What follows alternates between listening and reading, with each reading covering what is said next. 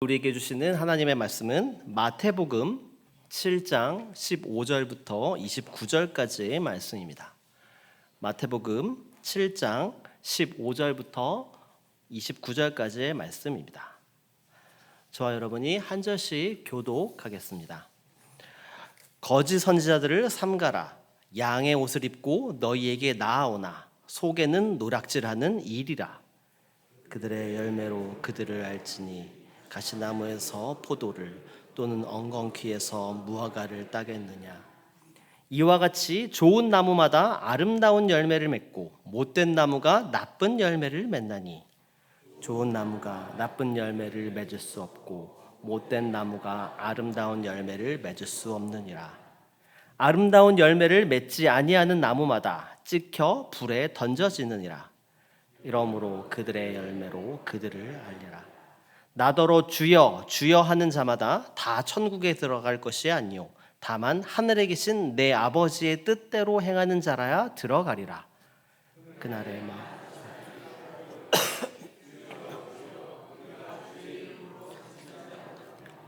주의 이름으로 귀신을 쫓아내며 주의 이름으로 많은 권능을 행하지 아니하나이까 하리니 그때에 내가 그들에게 밝히 말하되 내가 너희를 도무지 알지 못하니 불법을 행하는 자들아 내게서 떠나가라 하리라. 그러므로 누구든지 나의 이 말을 듣고 행하는 자는 그 집을 반석 위에 지은 지혜로운 사람 같으리니 비가 내리고 창수가 나고 바람이 불어 그 집에 부딪히되 무너지지 아니하나니 이는 주추를 반석 위에 놓은 까닭이요 나의 이 말을 듣고 행하지 아니하는 자는 그 집을 모래 위에 지은 어리석은 사람 같으리니 비가 내리고 창수가 나고 바람이 불어 그 집에 부딪힘에 무너져 그 무너짐이 심하니라. 예수께서 이 말씀을 마치심에 무리들이 그의 가르침에 놀라니 함께 읽겠습니다. 이는 그 가르치시는 것이 권위 있는 자와 같고 그들의 서기관들과 같지 아니함일러라. 아멘. 살아계신 하나님의 말씀입니다. 안녕하세요. 평안한 주 보내셨나요? 오늘 8월의 마지막 주일입니다. 8월의 마지막 날인데요. 이제 2025년도도 이제 4개월밖에 남지 않았습니다. 그런데 여전히 날씨는 덥네요. 이제 곧 순도 개강을 하고요. 또 바이블 아카데미, 또 다시 세운 부흥회 등 이제 하반기 사역들을 저희가 앞두고 있습니다. 또 하반기에 진행되는 여러 가지 사역들을 통하여서 또 하나님의 은혜 안에 풍성이 거하고 또 하나님께서 기뻐하시는 삶을 살아가시는 우리 모든 성도 여러분들 되시기를 소망합니다. 계속해서 이음누리 캠퍼스 리모델링이 진행이 되고 있습니다. 약간 또 공간 사용이나 이런 부분들이 좀 불편할 수 있겠지만 또 그 가운데에 하나님께서 또 우리의 미래를 또 준비케 해주시고 또 그것을 통하여 드러날 하나님의 영광들을 또 기대하며 무엇보다 안전하게 공사가 마쳐질 수 있도록 계속해서 기도해 주시기를 바랍니다. 오늘 우리가 읽은 본문은 마태복음 7장 15절부터 29절까지의 말씀을 우리가 함께 읽었습니다. 오늘 본문은 산상수훈의 결론 부분이자 하나님 나라의 백성으로서 어떤 삶을 살아야 하는지에 대한 분명한 기준을 제시하는 본문입니다. 예수님께서는 산상수훈을 통해서 하나님 나라의 백성은 세상의 가치관과 구별된 삶을 살아야 한다라고 강조하셨습니다. 팔복으로 시작된 산상수훈은 하나님 나라 백성이 어떤 성품을 가지고 살아야 하는지에 대해서 말씀하셨고 그 이후 하나님 나라의 우선순위에 대해서 또 말씀하셨습니다. 그리고 오늘 본문은 산상수훈의 결론 부분으로서 하나님 나라 백성으로서 반드시 지키며 살아야 하는 삶의 방향과 또 분별력에 대해서 말씀하고 계십니다. 먼저 15절부터 20절까지의 말씀에서는 거짓 선지자들을 삼가할 것을 말씀하고 계십니다. 우리 함께 15절 말씀을 읽어보겠습니다. 거짓 선지자들을 삼가라. 양의 옷을 입고 너희에게 나아오나 속에는 노략질하는 일이라. 아멘. 예수님께서는 지금 거짓 선지자들은 양의 옷을 입고 나오지만 그 속에는 노략질하는 이리가 있는 그런 사람들이다. 이렇게 말씀하십니다. 이 예수님의 말씀은 거짓 선지자들은 겉으로 보기에는 선하고 또 의로워 보이지만 그 내면에는 사람을 잘못된 길로 이끌려고 하는 나쁜 의도가 있는 그런 사람들이다 라는 의미로 말씀을 하셨습니다. 예수님께서는 오늘 본문 이전에 마태복음 7장 13절과 14절 말씀을 통해서 좁은 문으로 들어가라 라고 말씀하셨습니다. 좁은 문은 들어가는 문이 좁고 또 험한 길을 통해서 갈 수 있습니다. 그렇기 때문에 그 길로 가는 사람이 적습니다. 그러나 그 문의 끝에는 생명이 있다. 이렇게 예수님께서는 말씀하셨습니다. 반대로 넓은 문이 있습니다. 넓은 문은 들어가는 문이 크고 걷는 길이 쉬운 길입니다. 그렇기 때문에 많은 사람들이 그 길로 갑니다. 그러나 예수님께서는 그 문의 끝에는 멸망이 있다. 이렇게 말씀하셨습니다. 이런 두 문 중에서 예수님께서는 분명히 좁은 길로 갈 것을 이미 말씀하셨습니다. 예수님께서 이 문에 대해서 말씀하신 이후에 바로 이어서 거짓 선지자들에 대해서 말씀을 하시는데, 이 거짓 선지자들은 거짓 모습으로 가장하여 예수님께서 말씀하신 험하지만 생명으로 이끄는 그 좁은 문이 아닌 걷기 쉽지만 멸망으로 이끄는 그런 넓은 문으로 가도록 꿰는 사람이다 라고 할 수 있습니다. 그리고 예수님께서는 좁은 문이 아닌 넓은 문으로 가도록 꿰는 그 거짓 선지자들을 삼가하여 분별하라라고 말씀하고 계신 것입니다. 그런데 양의 옷을 입고 있지만 속에는 이리가 숨겨져 있어서 우리를 거짓된 곳으로 이끄는 이런 거짓 선지자들을 분별하는 것이 쉬울까요? 아니면 쉽지 않을까요? 사실 쉽지 않습니다.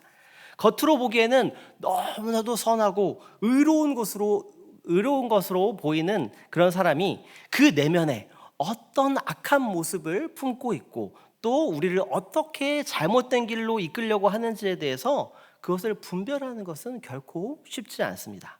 그런데 이 쉽지 않은 것을 예수님께서 분별할 수 있는 한 가지 방법을 알려주십니다. 함께 16절 말씀을 읽어보겠습니다. 그들의 열매로 그들을 알지니 가시나무에서 포도를 또는 엉겅퀴에서 무화과를 따겠느냐. 아멘. 예수님께서는 겉으로는 선하고 또 의로워 보이지만 그 안에 거짓된 모습을 가지고 있어서 우리를 잘못된 길로 이끌려 하는 사람이라는 것을 분별할 수 있는 방법은 바로 그 사람이 맺는 열매를 보는 것이다 라고 말씀하고 계신 것입니다. 가시나무에서는 결코 포도를 맺을 수 없습니다. 그리고 엉겅퀴에서도 결코 무화과를 딸 수 없습니다.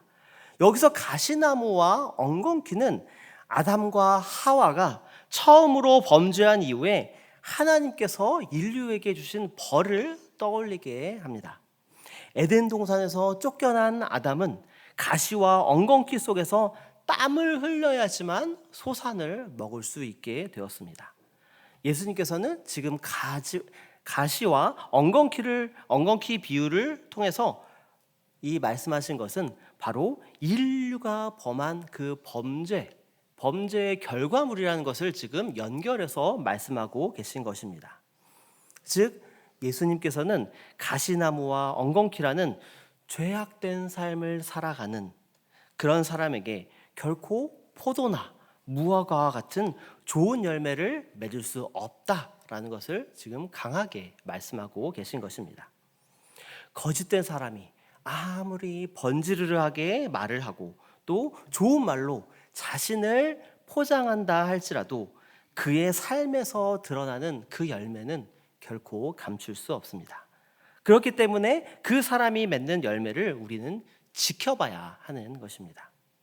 그 사람이 얼마나 겸손하게 자신을 낮추고 또 좁은 문으로 들어가서 자기를 부인하고 다른 사람들을 세워주는지, 그리고 그 사람이 얼마나 예수님께 받은 사랑을 실천하면서 살아가고 있는지, 또 그 사람을 통해서 얼마나 많은 사람이 힘을 얻고 위안을 얻고 용기를 얻어서 하나님의 사랑을 지금 경험하고 있는지, 그리고 궁극적으로 그 사람이 얼마나 다른 사람들을 생명의 길로 인도하고 있는지, 바로 이런 모습들이 거짓 선지자가 아닌 참된 선지자가 맺는 포도와 무화과 같이 좋은 열매일 것입니다. 반대로 그가 하는 말이 아주 거창하고 멋있어 보인다 할지라도 그 사람의 삶 속에서 말씀에 순종하는 모습은 찾아볼 수도 없고 자기 뜻대로 살아간다라면은 그 나무에서 결코 좋은 열매가 맺혀지지 않을 것입니다. 그리고 예수님께서는 그런 나무는 찍혀서 불에 던져질 것이다 라고 말씀하셨습니다. 이 예수님께서 하신 거짓 선지자에 대한 말씀은 다른 사람에게만 적용되는 것이 아닙니다. 바로 우리 자신에게도 적용해야 될 부분입니다. 혹시 나의 삶은 거짓 선지자가 보여주는 그 모습대로 살아가고 있지는 않은지, 예수님께서 가라고 말씀하셨던 그 좁은 문을 향하여 내가 나아가고 있는지, 아니면 내가 다른 사람을 좁은 문이 아닌 넓은 문으로 인도하고 있는 것은 아닌지, 그리고 그런 나의 모습으로 인해서 생명의 길이 아닌 멸망의 길로 내가 가고 있거나 혹은 다른 사람을 인도하고 있지는 않은지, 반드시 이것들을 우리 자신을 점검하고 살펴보아야 할 것입니다. 그리고 이어지는 21절부터 23절까지의 말씀 속에서는 하나님 나라 백성이 되기 위하여 어떤 모습으로 살아야 되는지에 대해서 말하고 있습니다. 우리 함께 21절 말씀도 읽어보겠습니다. 나더러 주여 주여 하는 자마다 다 천국에 들어갈 것이 아니요 다만 하늘에 계신 내 아버지의 뜻대로 행하는 자라야 들어가리라. 아멘. 방금 읽은 21절 말씀에서는 상반되는 행동을 하는 두 사람을 대비하여 말하고 있습니다. 하나는 바로 주여 주여 하는 자, 그리고 또 다른 하나는 하늘에 계신 내 아버지의 뜻대로 행하는 자입니다. 여기서 주여 주여 하는 자, 이 사람은 어떤 신앙의 모습을 가진 사람을 말하고 있는 것일까요? 이 사람은 겉모습의 신앙을 가진 사람입니다. 어떻게 보면 주여 주여라고 고백하는 것 이 자체는 신앙인으로서 가지고 있는 문제는 아무 문제는 아닐 것입니다. 그러나 예수님께서 여기서 말씀하신 이 사람이 보여주는 신앙의 모습은 하나님의 뜻과는 무관한 채 주여 주여만을 외치고 있는 사람을 뜻하는 것입니다. 이 사람은 하나님과의 관계에 관심을 가지고 있지 않고 형식적으로, 외식적으로 신앙의 모습이 자기의 유익이나 자기의 자랑을 위해서 자신을 위해 이용하는 그런 모습을 가진 사람이다 할 수 있습니다. 이와 같은 행동을 보였던 그 이스라엘 백성에 대한 모습을 이사야 29장 13절 말씀이 말하고 있습니다. 함께 이사야 29장 13절을 우리 함께 읽어보겠습니다. 주께서 이르시되 이 백성이 입으로는 나를 가까이하며 입술로는 나를 공경하나 그들의 마음은 내게서 멀리 떠났나니 그들이 나를 경외함은 사람의 계명으로 가르침을 받았을 뿐이라. 아멘. 이사야 29장 13절에 나타난 이스라엘 백성은 입으로는 하나님을 가까이하고 입술로는 공경한다라고 하지만 궁극적으로 마음은 하나님으로부터 떠난 모습을 보여줍니다. 겉으로는 하나님을 부르고 찬양하지만 결국 실제 마음과 삶은 하나님과 상관없이 살아가는 모습을 보여주고 있는 것입니다. 이와 같이 21절 말씀에서 주여 주여 하는 자, 이 사람은 결국 마음이 하나님으로부터 떠난 사람을 말하는 것입니다. 마음이 하나님으로부터 떠났다라는 것은 하나님을 알기는 알지만 하나님을 경외하지도 않고 또 하나님을 영화롭게 하지도 않고 결국 자기의 지혜와 욕망만을 따르는 삶을 사는 그런 모습을 말하는 것입니다. 그렇기 때문에 이 사람은 결국 죄 가운데 거하게 되고 선보다 악에 더 가깝게 기울고 선이 아니라 죄를 선택하는 그런 삶을 살아갈 수밖에 없게 되는 것입니다.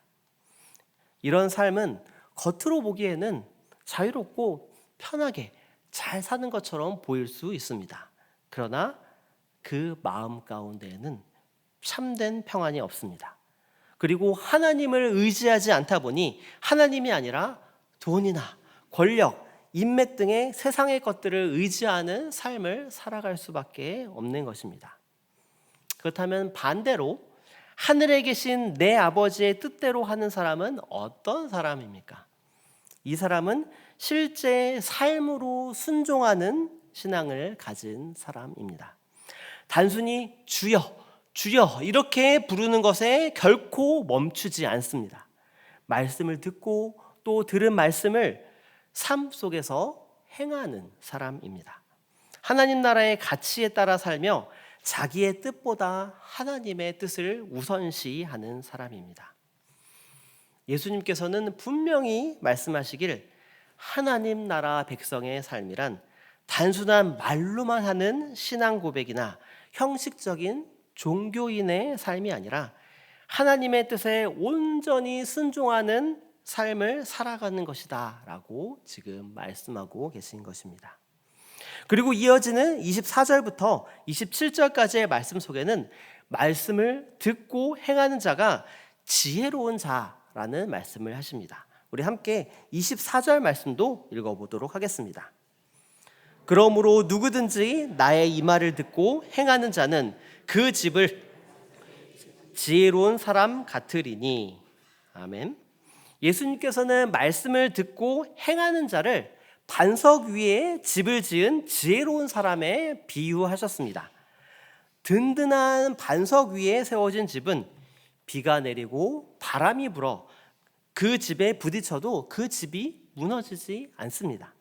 반대로 26절 말씀에는 말씀을 듣고 행하지 않는 사람을 모래 위에 지은 어리석은 사람에 비유하셨습니다. 모래 위에 지은 집은 비가 내리고 바람이 불 때에 집이 무너져 버립니다. 그렇다면 반석 위에 집을 지은 사람과 모래 위에 집을 지은 사람의 차이는 어떤 것이 있을까요? 어떻게 보면은 반석 위에 지은 집이나 모래 위에 지은 집이나 둘 다 평상시였으면 별 차이가 없었을 수도 있습니다. 그러나 반석 위에 집을 지은 사람은 집을 지은 후에 비가 내리고 강한 바람이 불어와서 집을 흔들 만한 어려움이 있을 것을 바라보고 튼튼한 반석 위에 집을 지은 것입니다. 반면에 모래 위에 집을 지은 사람은 집을 지은 후에 비와 바람이 불어서 집을 흔들 만한 그런 어려움이 올 것에 대해서 아무것도 생각하지 않은 채 모래 위에 집을 지은 것입니다. 이것이 바로 이 두 사람의 차이입니다. 이 비유가 예수님께서 말씀을 듣고 행하는 것에 대한 비유라는 것을 생각했을 때 말씀을 듣고 행하는 것과 행하지 않는 것의 차이는 평상시는 크지 않을 수 있습니다. 그러나 신앙의 진짜 모습은 평안할 때가 아니라 비바람이 몰아치는 위기의 순간 가운데에 드러나는 것입니다. 평소에 말씀을 듣고 행하는 삶을 산다면 위기의 순간이 닥쳐온다 할지라도 그 위기를 이겨낼 수 있습니다. 왜냐하면 반석 위에 집을 지었기 때문입니다. 그렇기 때문에 말씀을 가지고 하나님의 뜻에 합한 결정과 행동을 하기에 결코 무너지지 않습니다. 반대로 평소에 말씀을 듣고 행하지 않는 삶을 산다면 위기의 순간이 닥쳐올 때에 결코 그 위기를 이겨낼 수 없습니다. 왜냐하면 모래 위에 집을 지었기 때문에 말씀이 그 사람의 삶 가운데에 영향력을 끼치지 못하고 자의적으로 판단하여 무너져 버리기 때문입니다. 오늘 본문인 마태복음 7장 15절부터 29절까지의 말씀을 통해서 예수님께서 말씀하신 하나님 나라 백성의 삶의 분명한 기준에 대해서 살펴보았습니다. 예수님께서는 먼저 거짓 선지자들을 삼가라 이렇게 말씀하셨습니다. 그들이 아무리 그럴듯한 외모와 또 그럴듯한 말로 다가와도 결국 그들의 열매를 보고 그들의 존재를 알 수 있다 이렇게 하셨습니다. 그들이 얼마나 겸손하게 자신을 낮추고 좁은 문으로 들어가서 자기를 부인하고 다른 사람들을 세워주는지, 그 사람이 얼마나 예수님께 받은 사랑을 실천하며 살고 있는지, 결국에는 그들의 삶에서 드러나는 그 열매를 통해서 거짓 선지자와 참된 선지자를 알 수 있다 이렇게 말씀하셨습니다. 열매로 그들을 알 수 있다는 것은 다른 사람의 모습뿐만 아니라 우리의 신앙에도 적용되는 원리입니다. 열매가 다른 사람의 삶을 판단하는 기준이 될 뿐만 아니라 그 열매가 우리의 삶을 판단하는 기준이 되어야 할 것입니다. 우리의 삶이 거짓 선지자의 모습처럼 가시와 엉겅퀴처럼 나쁜 열매를 맺는 그런 삶을 살아가는 것이 아니라 우리의 삶 속에서 겉으로 드러나는 종교적 행위를 넘어서 내 삶의 모든 것을 통해서 하나님께서 기뻐하시는 좋은 열매를 맺으며 살아가는 새순의 성도 여러분들 되시기를 소망합니다.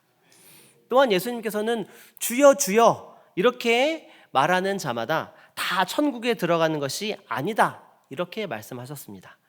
입술로만 신앙을 고백하고 형식만 갖추는 것은 하나님 나라의 백성으로서 한없이 부족합니다.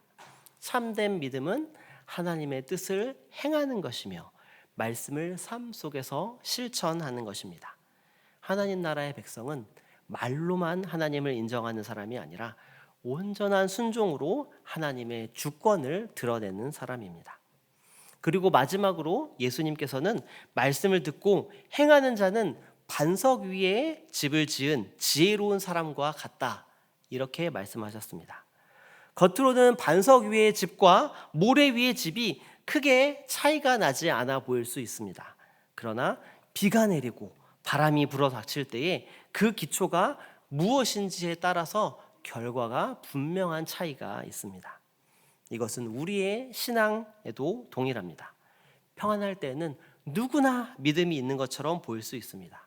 그러나 고난과 위기, 시험이 닥쳐올 때 내 신앙의 기초가 무엇인지 훤히 드러나게 됩니다. 반석 위에 세워진 신앙은 흔들려도 무너지지 않지만 모래 위에 세워진 신앙은 쉽게 무너집니다. 그렇다면 우리는 반드시 우리 스스로에게 물어야 할 것입니다. 우리는 지금 어떤 기초 위에 내 인생을 세우고 있습니까? 우리의 신앙은 단순히 입술의 고백에만 머물러 있지는 않습니까? 우리는 매일의 삶 속에서 하나님의 뜻에 순종하는 열매를 맺는 그런 삶을 살고 있습니까? 우리의 힘만으로는 흔들릴 수밖에 없습니다. 그러나 감사한 것은 예수 그리스도께서 친히 우리의 반석이 되어 주신다라는 것입니다. 예수님께서는 결코 변하지 않으시고 영원히 흔들리지 않으시는 견고한 반석입니다. 우리가 예수님을 신뢰하고 예수님의 말씀 위에 우리의 삶을 세울 때에 어떤 풍랑과 어떤 어려움이 닥쳐와도 무너지지 않는 반석 위에 세운 그런 집이 될 것입니다. 오늘 말씀을 통해서 결단하는 저와 여러분 되시기를 소망합니다. 저는 이제 말씀을 듣는 데서 멈추지 않고 그 말씀대로 행하며 살겠습니다. 저는 사람들에게 보여지는 신앙이 아니라 하나님 앞에 진실한 순종의 삶을 살겠습니다. 저는 오직 예수 그리스도를 내 인생의 반석으로 삼고 예수 그리스도 위에 내 가정과 내 신앙을 세우겠습니다. 하나님께서는 우리 각 사람에게 찾아와 이렇게 말씀하십니다. 너는 어떤 기초 위에 집을 짓고 있느냐? 이 질문 가운데에 우리의 삶이 말씀 위에 그리고 든든한 반석 대신 예수 그리스도 위에 굳게 세워져서 어떤 풍랑과 어떤 비바람이 닥쳐와도 무너지지 않는 참된 믿음을 지키며 살아가는 저와 여러분 되시기를 소망합니다. 찬송가 200